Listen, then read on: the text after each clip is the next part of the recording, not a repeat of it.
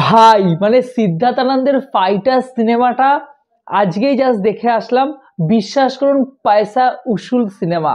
বলে না যে আপনি 250 টাকা 300 টাকা খরচ করছেন একটা সিনেমার পেছনে, কিন্তু হ্যাঁ, যখন আপনি হল থেকে বেরোবেন, ওই যে টান টান ব্যাপারটা, যে থ্রিল মুভমেন্ট গুলো 2.5 ঘন্টা 3 ঘন্টা আপনি কিন্তু এনজয় করে বেরোচ্ছেন। আপনার মনে হবে যে টাকাটা দিলাম, টাকাটা কিন্তু উসুল হয়ে আসলো। একেবারে নিজের কষ্টের টাকা যার পেছনে দিলাম, সে কিন্তু একদম আমাকে মজ মস্তি, এক্সাইটমেন্ট, থ্রিল সমস্ত কিছু দিয়েছে। নমস্কার বন্ধুরা, সারা টকিজে আপনাদের সকলকে স্বাগত।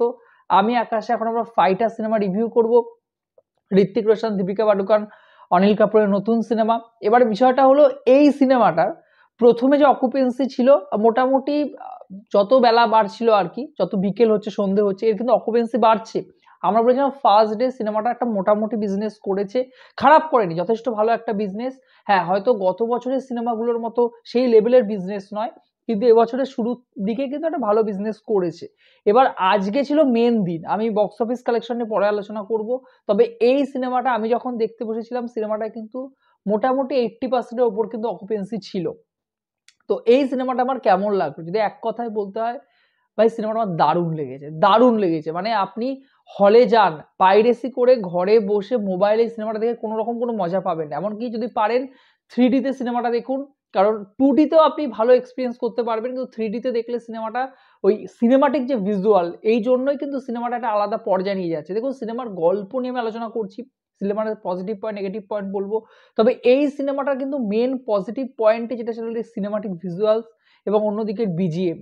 দুটো যখন আপনি 3D গ্লাসে 3D এফেক্টসে দেখবেন হলে বসে, মনে হবে তখনই কিন্তু পয়সা উসুল, না হলে কিন্তু কোনো দিক থেকে আপনি মজা পাবেন না। গল্পের মধ্যে নতুনত্ব কিছু নেই। যাই হোক না কেন, এই সিনেমার যদি মেন থিম নিয়ে আলোচনা করি, গল্প আমরা আগেই জানতাম যে এখানে শ্রীনগরে বেস তৈরি করা হয়েছে বায়ুসেনার। তো স্পেশাল একটা বেস, সেখানে আমরা ঋত্বিক রোশনকে দেখতে পাচ্ছি, অন্যদিকে দীপিকা পাডুকোন রয়েছেন, অনিল কাপুর তাদের মাথা। তো এখানে আমরা দেখতে পাচ্ছি পাকিস্তানের একটা জঙ্গি গোষ্ঠী, একটা বিশেষ জঙ্গি গোষ্ঠী, তারা কিন্তু ভারতের বায়ুসেনার যে বেস আর কি, সেখানে অ্যাটাক করতে যাচ্ছে। কিন্তু পরবর্তীতে পুলওয়ামা অ্যাটাক হচ্ছে, যার পর কিন্তু ভারত পাকিস্তানের বিরুদ্ধে একটা অ্যাকশন নিচ্ছে, পাকিস্তান উল্টে আবার ভারতের বিরুদ্ধে অ্যাকশন নিচ্ছে। তো এই ফাইটিং এর মুভমেন্টে বেশ কিছু প্রাণ যায়, এবং সেখানে দাঁড়িয়ে ভারতীয় বায়ুসেনা তারা কি পাকিস্তানকে আসল তাদের বাপকে সেটা কি চেনাতে পারবে? এটা জানতে হলে আপনাদেরকে গিয়ে হলে গিয়ে সিনেমাটা দেখে আসতে হবে। মেনলি এখানে পাকিস্তান এবং ভারতের মধ্যে যুদ্ধ, যে এখানে মেন ভিলেন আর কি, সে কি করে শেষ অব্দি পরাজয় ঘটবে, তার ঋত্বিক রোশনের কি ভূমিকা রয়েছে, দীপিকা পাডুকোনের সাথে কেমিস্ট্রি কিভাবে গড়ে উঠবে গোটা সিনেমার মধ্যে, এগুলো জানতে গেলে আপনাদেরকে সিনেমা হলে গিয়ে ফাইটার সিনেমাটা দেখে আসতে হবে। এর থেকে বেশি কিছু বলার নেই, আপনারা সিনেমাটা দেখলেই বুঝতে পারবেন। আপনার আমার সবারই চেনা, এর আগে বহুবার এই বিষয়ের উপর সিনেমা হয়ে গেছে। তবে এই সিনেমাটার মধ্যে নতুনত্ব, এর প্রথম পজিটিভ পয়েন্ট আপনাদেরকে আগেই বললাম, সিনেমাটিক ভিজুয়ালস। আপনি জাস্ট দেখুন একবার, সিদ্ধার্থ আনন্দ এত সুন্দরভাবে গোটা সিনেমাটাকে এক্সিকিউশন করেছেন। মানে 2 ঘন্টা 45 মিনিট, তার উপরে সিনেমাটার ডিউরেশন, কিন্তু কোনো জায়গায় কিন্তু আপনি বোরিং ফিল করবেন না। এমনকি এখানে যে কেমিস্ট্রিটা গড়ে উঠেছে, একদিকে আপনি ঋত্বিক রোশন দীপিকা পাডুকোনের মধ্যে বলুন, বা এখানে ঋত্বিক রোশনের একটা পাস্ট রয়েছে, এখানে দীপিকা পাডুকোনের একটা দেখানো হয়েছে, জায়গা দেখানো হয়েছে, তার ফ্যামিলির একটা ব্যাকগ্রাউন্ড দেখানো হয়েছে। ঋত্বিক রোশনের সাথে দুজন তার বায়ুসেনারই দুজন বন্ধু আর কি, তাদের মধ্যে একটা কেমিস্ট্রি গড়ে উঠছে। তো সমস্ত কিছু কিন্তু খুব সুন্দরভাবে তুলে ধরা হয়েছে। মানে এখানে ইমোশনাল সিনগুলো কিন্তু আমার জন্য দারুণভাবে ওয়ার্ক করেছে। এই সিনেমার পুরো সেকেন্ড পজিটিভ পয়েন্ট এর অভিনয়। আপনি ঋত্বিক রোশনের অভিনয় দেখুন, মানে অ্যাকশন সিকোয়েন্সে তিনি জাস্ট ফাটিয়ে দিয়েছেন। অ্যাকশন সিকোয়েন্স আমি মনে করি বাস্তবিক অর্থে বলিউডে এখনই ঋত্বিক রোশন যখন আসেন স্ক্রিনে, জাস্ট ফাটিয়ে দেন। ইমোশনাল সিনেও কিন্তু দুর্দান্ত কাজ করেছেন। অনিল কাপুর অ্যাজ ইউজুয়াল, তাকে আমরা যেরকম ভাবে সিরিজেও দেখে আসছি, সিনেমাও দেখে আসছি, এখানেও তাকে একই রকম ক্যারেক্টার দেওয়া হয়েছে, এখানে তিনি ভালো প্লে করেছেন। দীপিকা পাডুকোন তুলনামূলকভাবে তার বেশ কয়েকটা সিনেমায় তাকে যেভাবে দেখে এসেছিলাম, সেখান থেকে বেরিয়ে এসে অন্যরকম একটা অভিনয় দেখতে পেয়েছি। আচ্ছা, এখানে দুজনের কথা আমাকে বলতেই হয়, সেটা কারণ সিং গ্রোভার আর অক্ষয় ওবেরয়, দুজনে দুর্দান্ত অভিনয় করেছেন। আচ্ছা, এখানে যে ভিলেনের ক্যারেক্টারটা প্লে করেছেন ঋষভ, মেবি তার নাম ঋষভ, তার কাজ আমি প্রথমবার দেখলাম, দারুণ, মানে ভিলেনের ক্যারেক্টারে জাস্ট দারুণ মানিয়েছে তাকে। আরেকজনের কথা বলবো, সে মাত্র দুটো সিনে ছিলেন, কিন্তু জাস্ট ফাটিয়ে দিয়ে বেরিয়ে গেছে। সে হলো দীপিকা পাডুকোনের যে বাবা রোলটা প্লে করেছেন আশুতোষ রানা। তার অভিনয় মানে সে এত আন্ডাররেটেড আমাদের বলিউডে, দুটো যা সিন ছিল তার স্পেশাল অ্যাপিয়ারেন্স ছিল, ফাটিয়ে দিয়েছেন আশুতোষ বাবু।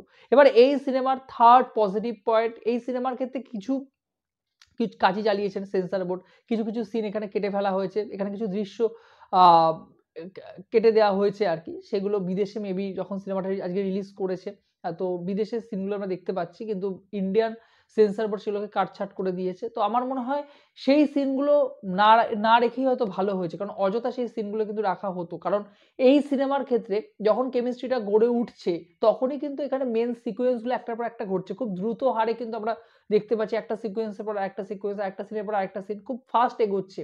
তো সেখানে আমার মনে হয় যে এই সিনেমাটা যদি আরেকটু টেনে বড় করা হতো বা আরো কয়েকটা গান ঢোকানো যেত, মানে ঢোকানো হতো আর কি, যেটা মেন সিনেমার মধ্যে ছিল, তাহলে কিন্তু এই সিনেমাটা অনেক বেশি বড় হয়ে যেত এবং সেটা কিন্তু কোথাও না কোথাও গিয়ে সিনেমাটা যে মেন টান টান ব্যাপার ছিল সেটা কিন্তু এই সিনেমাটাকে মানে এই সিনেমাটার ক্ষেত্রে ক্ষতি হতো আর কি।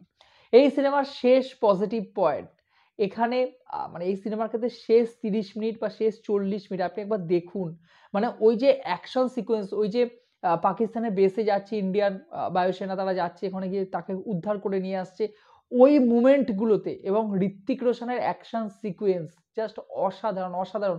এবং ডায়লগের কথা বলতেই হবে, ডায়লগগুলোকে এত সুন্দরভাবে তুলে ধরা হয়েছে যে দর্শক কিন্তু খুব ভালোভাবে কানেক্ট করবে, দর্শক কিন্তু হুইসেল দিচ্ছে, মানে বহুদিন পরে শাহরুখ খানের সিনেমা বাদ দিয়ে, সালমান খানের সিনেমা বাদ দিয়ে ঋত্বিক রোশনের সিনেমার ক্ষেত্রে ওয়ারে লাস্ট আমরা দেখতে পেয়েছিলাম, তো বিক্রম বেদা কিন্তু সেরকম হয়নি, যদিও বাংলা থেকে ভালো কালেকশন করেছিল, কিন্তু এই সিনেমায় কিন্তু আবার সেরকম হলে সেই ফিলিংসটা ফিরে পেলাম আর কি। তো সেক্ষেত্রে ডায়লগ খুব দারুণভাবে কাজ করেছে, ভিলেনের সাথে তার খুব সুন্দর একটা টক্কর দেখানো হয়েছে এবং শেষ 30 থেকে 40 মিনিট আপনি নিজের সিট ছেড়ে কিন্তু উঠবেনই না, এটা আমার দুর্দান্ত লেগেছে।